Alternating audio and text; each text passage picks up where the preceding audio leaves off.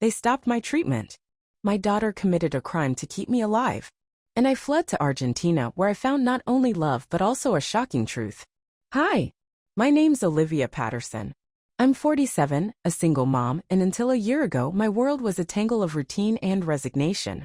I drove a delivery van up before dawn, back after sunset, exhausted and stained in the smell of cardboard and fast food. My days blurred into each other like highway lines, white and endless. I had dreams once. God, I did. I wanted to be on stage. Not Broadway necessarily, just anywhere the lights were warm and someone clapped. Acting, dancing, painting, anything that didn't come with a barcode scanner. But like most people with bills to pay and a kid to raise, I tucked those dreams into a mental drawer labeled someday. And I didn't open it again. Until the phone call. I remember everything about that day. The waiting room smelled like disinfectant and stale coffee. The receptionist kept her eyes glued to the computer, probably so she wouldn't have to see what walked in and out of there every hour. When the nurse called my name, I already knew. They don't say stage 4 the way they do in movies. There's no dramatic pause, no comforting hand on the shoulder. It just drops, blunt and sterile. Stage 4. Liver and lungs. I didn't scream. Didn't cry out. I sat in the corner of that too-white office like a schoolgirl in trouble, my hands in my lap, my body folding in on itself. Tears slid down quietly like they knew this wasn't the time to make a scene. I'd seen this before. My mother, my brother, my father. All three swallowed by cancer, one after the other. And now me. I drove home in silence, my knuckles white against the steering wheel. I parked, walked into my apartment, and stood in front of the mirror for 10 full minutes. Not looking at my face. Looking through it. And then I laughed. A short, breathless, bitter little laugh that tasted like copper in the back of my throat. If I'm going to die, I whispered to my reflection, I'm going to live first. That night, I did something I hadn't done in 20 years. I signed up for a salsa class. My hips ached before I even finished filling out the form.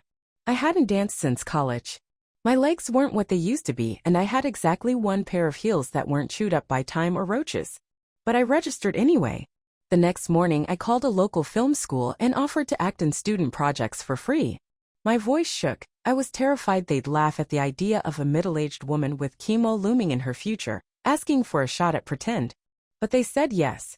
That same day, I dug out my old stained glass kit from the attic and reopened my dusty Etsy shop. I even made flyers, glass art for kids, classes taught by a real-life cancer fighter. I stuck them on cafe walls, library boards, and playground fences. It wasn't brave. It wasn't noble. It was desperate hope wrapped in glitter. And it felt good.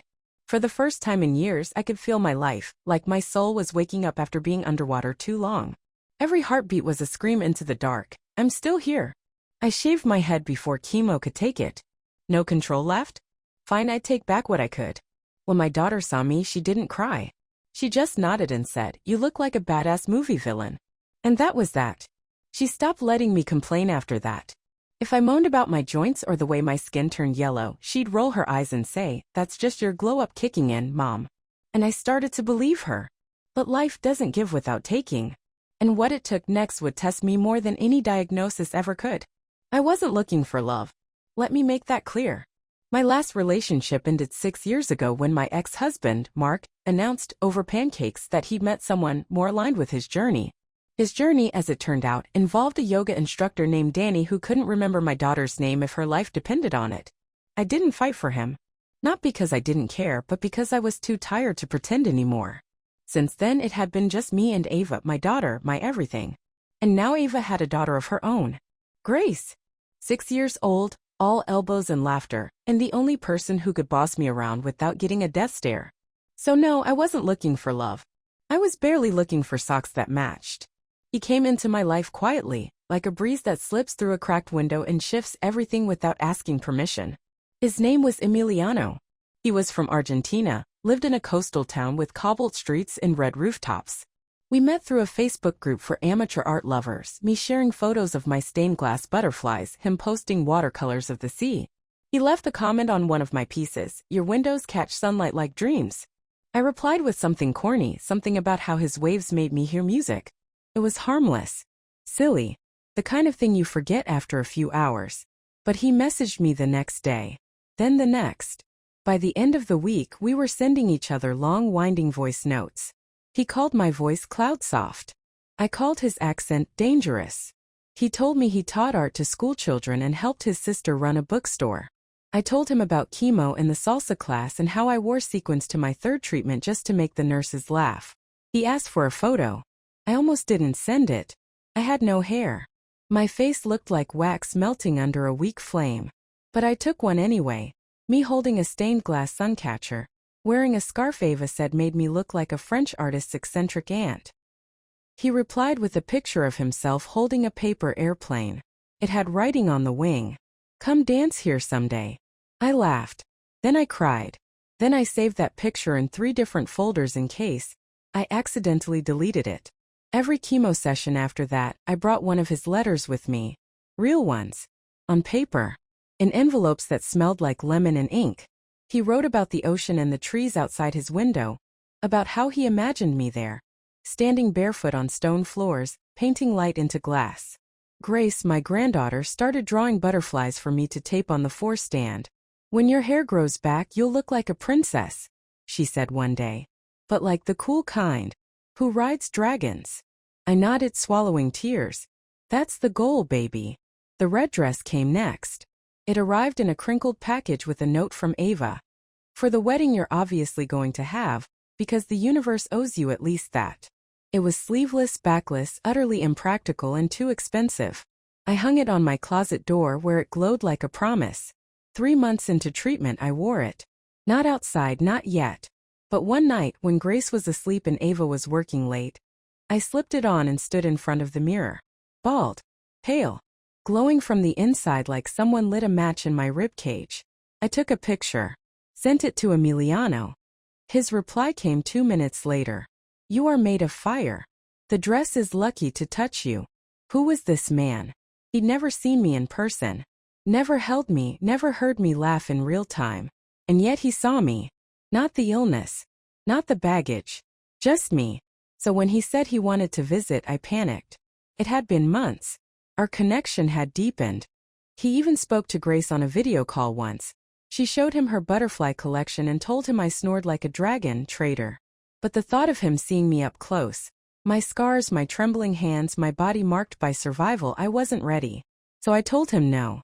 I said it kindly, wrapped in apologies and explanations. He didn't push. Just sent a paper airplane in the mail. This one was folded from red construction paper, and on the wings he wrote, "I'll wait until you're ready. But I'll keep flying toward you always." I cried that whole night. Then the next day my test results came back. The tumor in my liver had shrunk. My oncologist blinked at the scan like she didn't believe it herself. "It's working," she said. "Not a miracle, not yet. But Olivia, it's working." And I felt it again, that flutter in my chest. That flicker of defiant light. But just as I let myself imagine a future, something happened. Something that made me question everything. It started with a knock on the door. A thick envelope from the hospital.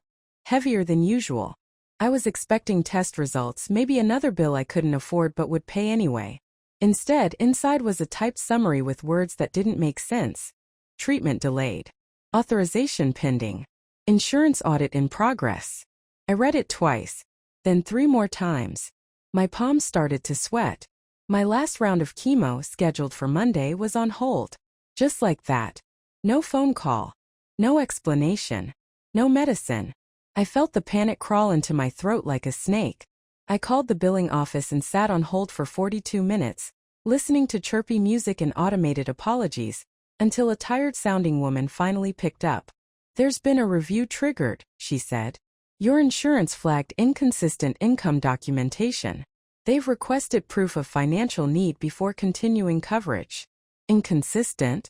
I was making less than ever. Etsy sales were barely a trickle. The acting gigs were unpaid. I hadn't made a delivery run in months. "But the treatment," I whispered. "It's working. You can't just stop." "I'm sorry, ma'am. There's nothing we can do until it clears. You should have received a notice." "I didn't," I snapped. My voice cracked. "I didn't receive anything." After I hung up, I sat on the floor of my kitchen. For 2 hours. Just sat. The fridge hummed. Grace's drawing fluttered from the fridge door. And all I could think was, They're going to let me die over paperwork. Then Ava came home. She found me on the floor, eyes puffy, fingers crumpling the letter. Mom? What happened? I showed her. She read it in silence, jaw tightening. Then she went to her room and didn't come out for a long time.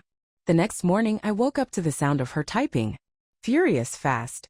Like her fingers were at war with the keyboard. When I walked in, she looked up, startled. Her laptop screen glowed with scanned documents, spreadsheets, PDFs. What are you doing? I asked. Fixing it, she said too quickly. Something in her voice pulled me in. I walked over, and that's when I saw it. Emails. Sent from my account. Dozens of them. Requests. Appeals. Financial statements. Some of them altered. I grabbed her wrist. Ava, what did you do? She froze. And then the truth came spilling out. She'd been submitting forged documents to the insurance company for weeks. Small changes, just enough to make me qualify. She adjusted numbers, exaggerated debts, even faked an invoice to look like I was still doing deliveries. I didn't tell you because I had to do it, she said, eyes blazing. They weren't going to cover you. They were going to let you die, Mom. I couldn't breathe. My own daughter. Committing fraud. For me. Ava, if they find out. They won't, she snapped. I double-checked everything. They won't. You'll get the treatment, and then you'll live. And then we'll deal with whatever comes after. She said it like it was simple. But I knew it wasn't. What if they audited again? What if the treatments were revoked? What if the entire fight I'd waged so fiercely unraveled? And worst of all, what if I lost her in the process? I didn't sleep that night. I stared at the ceiling and thought about every sacrifice I'd made to protect Ava. And now she was sacrificing everything for me. The next morning, I called Emiliano. I needed to hear his voice. But when he picked up, I heard something in the background. A child's voice. Calling him Papa. Papa. The voice rang through the phone like a bell struck in a quiet church. I froze, clutching the phone tighter as if I could squeeze clarity out of it. Emiliano's voice came back a second later, breathless. Sorry. Olivia, I didn't mean for you to hear that. He sounded like someone who'd just been caught in a lie he hadn't finished telling. I stood in the doorway of my bathroom, toothbrush in hand, heart trying to hammer its way through my ribs. Was that your child? A long pause. Long enough to hang an entire story in. Then, yes. I leaned against the wall. You told me you didn't have kids. I don't, he said quickly. Too quickly. I mean, I'm not married. It's not what you think. His words stumbled over themselves like they were falling down a flight of stairs. I walked into the living room, sat down slowly on the couch, trying to keep my voice even. Then tell me what I should think, Emiliano. Because I've been dragging your paper airplanes to Kima like they're sacred scrolls. I wore that red dress. I told my granddaughter about you. Silence again. Then with a shaky breath, he began. Her name was Ines. The girl who called him Papa. She was 5. Not his by blood, but his in every other way. Her mother, Lucia, was someone he had loved once in a life that had gone cold before I ever stepped into it. She was my best friend, he said. We lived together. Raised a nest together. I stayed after we split because she needed me. The girl needed me. Are you still in love with her? I asked. I didn't mean to ask it. It escaped. No, he said firmly. But she's family. Ines is family. I didn't tell you because I was afraid if I gave you the whole truth you'd run. I laughed bitterly. You think I'm scared of a kid? I'm staring down death every other Thursday. What scares me is being made to feel like a fool. Olivia, he whispered, you are the furthest thing from a fool. You are the bravest person I've ever known. I sat in silence. His voice cracked on the next sentence. I didn't lie to hurt you. I lied because I thought if I was perfect, you'd let yourself believe in me. In us. And now I realize that was never fair to you. I didn't say anything right away. I was thinking of all the nights I'd fallen asleep with his words echoing in my head like lullabies. The way his letters smelled like lemon and salt. How I'd built a version of him in my mind, a version that didn't come with complications or past lives. But we all come with past lives. Don't we? And God, I had cancer. I had scars and fear and a daughter who might end up in prison because she committed a crime out of love. I had nothing perfect to offer either. So I asked him one question, do you still want to come? His breath caught. Yes. Then come. That night, I didn't sleep again. But not because I was scared. Because I was awake, imagining. What it might feel like to be seen, not just through a screen or in ink but in person. Bald and trembling with dark circles in red eyes. But still me. A week passed. The insurance company approved my next treatment. Ava's forged documents had passed for now. The red dress stayed on my closet door like a flag.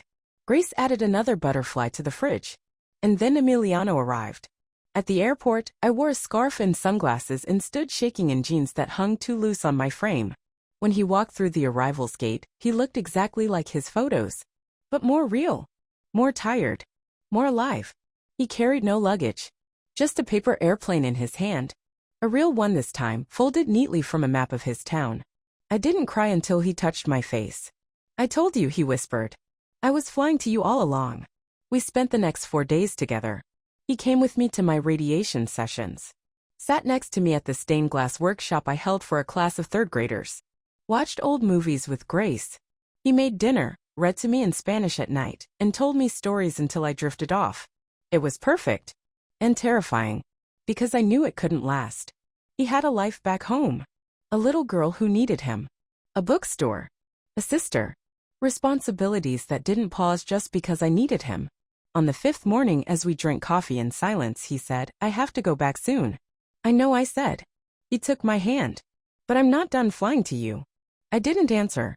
I didn't trust my voice not to break. Because in my gut I felt something shifting. A quiet warning. Like the calm before a storm. And that storm came 2 days later. Not from cancer. Not from Emiliano. But from Ava. And this time it was me who would have to choose what to sacrifice. It happened on a Sunday. The air was heavy, like it knew something was coming. Emiliano had gone home 3 days earlier. We stood in my doorway as he kissed my forehead and whispered, keep the dress ready. I watched him leave with a pit in my stomach, unsure if the goodbye was temporary or the kind that echoes forever. That morning, Ava looked different. She wasn't angry or panicked, she was distant. Her eyes darted, her mouth tight. I was mixing paint for the kids' workshop when she finally blurted it out, like a confession hurled from behind a barricade. They found out, Mom. I stopped mid-stir. What? The insurance company. They flagged the tax forms I adjusted. They know something's off. My hands began to tremble. Paint bled over the rim of the jar. What does that mean? It means they're doing a full audit. They might revoke coverage. And if they report it, I could be charged. She looked at me with those wide, glassy eyes I remembered from when she was 6 and had broken my favorite ceramic bowl. They could arrest me, Mom. I sat down hard on the kitchen stool, the air punched out of my lungs. Jesus. I'm sorry, she whispered. I thought I could fix it before they noticed. I thought if I just bought you time. You lied, I said softly. You forged documents. And now I stopped myself before I said the thing that would cut us both. And now I might lose you before I even get a chance to live. She dropped to her knees in front of me. I would do it again. Don't say that. I would. You were dying. They were going to let you die because you're poor, because you don't tick the right boxes. I don't care what the law says, I care about you. You're my mom. Tears blurred my vision. I couldn't look at her because if I did, I would break in a way that couldn't be glued back. We sat there in silence, paint drying in streaks on the table, the room shrinking around us. Later that night, I found the red dress on the closet floor. Grace had pulled it down by accident while playing, but something about seeing it crumpled like that, it felt like a metaphor. A dream deflated. I didn't sleep. Again. My brain kept looping through worst-case scenarios. Ava in court. Grace without her mother.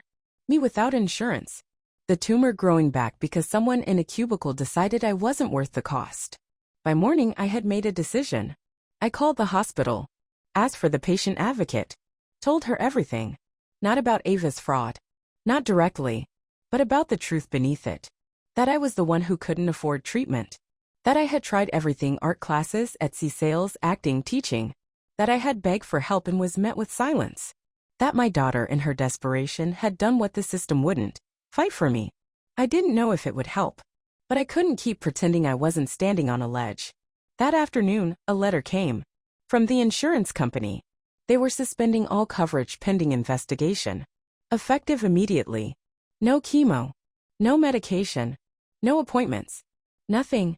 I folded the letter into a perfect square and set it next to my favorite stained glass butterfly. I didn't cry. I didn't scream. I just walked into Grace's room, laid down on the tiny bed beside her, and held her until I could hear my heart beating again. The next day, Emiliano called. I told him everything. He was quiet for a long time. Then he said the one thing I hadn't expected. Come here. I laughed, bitter and tired. To Argentina? Emiliano, I can't even pay for a bottle of anti-nausea pills right now. Then let me help you. No. Why not? Because I've been fighting so hard to keep living, I forgot how humiliating it is to survive by leaning on someone else. His voice softened. But love is leaning. That's all it is. Two people holding each other up when the world's too heavy. I closed my eyes. What if this ends badly? Then it ends, he said. But it ends with you not walking alone. That night, Ava found me sitting on the porch steps in my old hoodie and bare feet, staring at the sky like it had answers. Mom, she asked. I looked at her. She was still so young. So fierce. So mine. I'm going, I said. To see Emiliano. I need to breathe. Just for a little while. Her eyes filled. She didn't argue. Instead, she wrapped her arms around me and said, then you better pack that red dress. The next morning, I booked a one-way ticket and packed a suitcase with butterflies, paper airplanes, and a dream I wasn't ready to bury just yet. The flight was long and my body hated every minute of it. My joints stiffened, my stomach turned with each bit of turbulence, and I cried silently into a scratchy airplane napkin when the cabin lights dimmed and I saw my reflection in the window. I looked like a ghost of myself. But I was still going. When I landed, the sky over Argentina was overcast, the clouds thick like wet cotton. Emiliano was waiting outside the airport, holding a cardboard sign that said, "Badass movie villain." I laughed so hard I nearly collapsed into him. He didn't kiss me, not right away. He just pulled me into his chest and held me like something fragile that had survived a storm. His town was nothing like I'd imagined.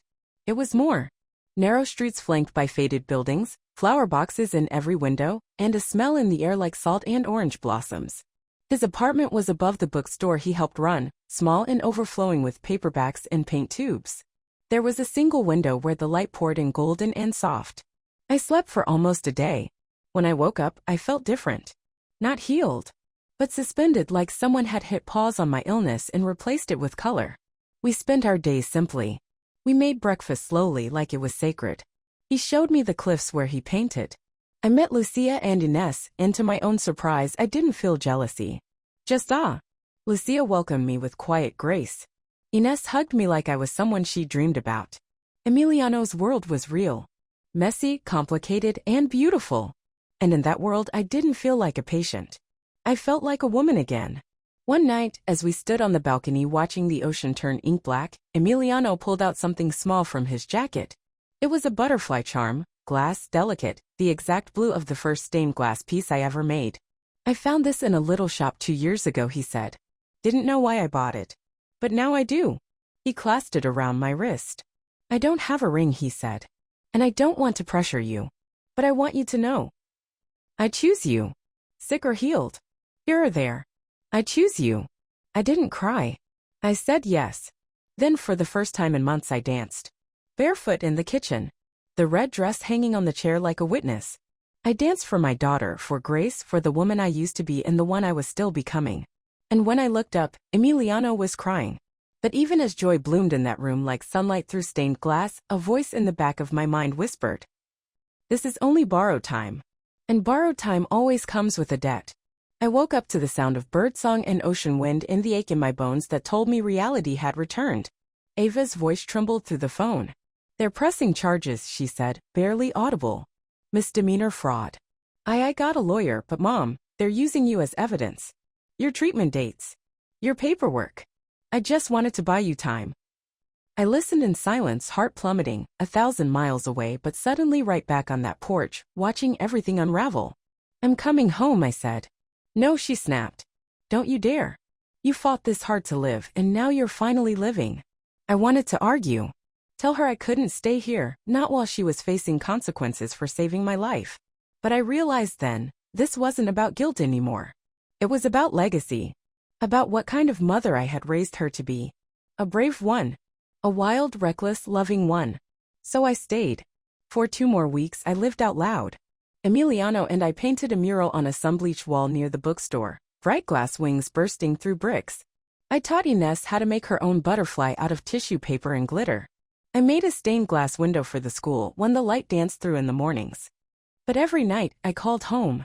I read Grace bedtime stories through the phone. I sent Ava recipes, quotes, dreams. I sent her the message beneath every word, "You are not alone." Then one morning, the hospital called. An anonymous donor had paid off my treatment balance in full. Every round, every medication, even my pending appointments. The caller wouldn't give a name. Just a quiet, "You've touched more lives than you know, Olivia." I hung up and sobbed on the kitchen floor, shaking, hands over my mouth. Later that day, Emiliano found me by the sea. I was barefoot, my scarf tangled in the wind. I told him everything. About the donor. About Ava's court date. About how scared I still was. He took my hand. The fear never leaves.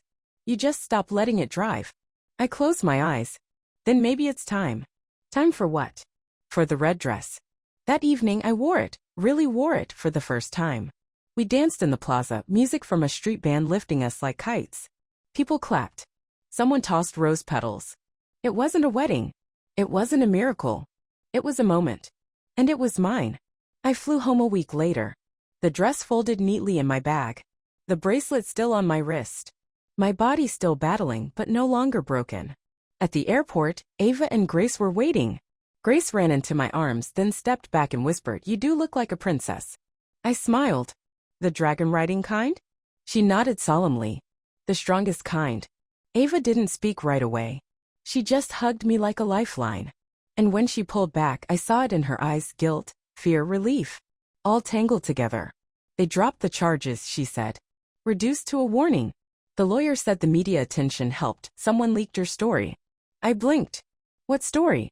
She pulled out her phone and showed me an article. "Cancer patient inspires thousands after daughter risks everything to save her life." There was a photo of me in the red dress. A quote from Emiliano's letter, "You are made of fire." The world had seen me. All of me. And I was still here. People always ask what changed. Here's my answer, nothing. And everything. The clock was always ticking. I just finally started hearing it. And now? I dance. I love. I live loudly because I've learned something most people never do. Desperate hope is still hope. And sometimes that's all you need to fly.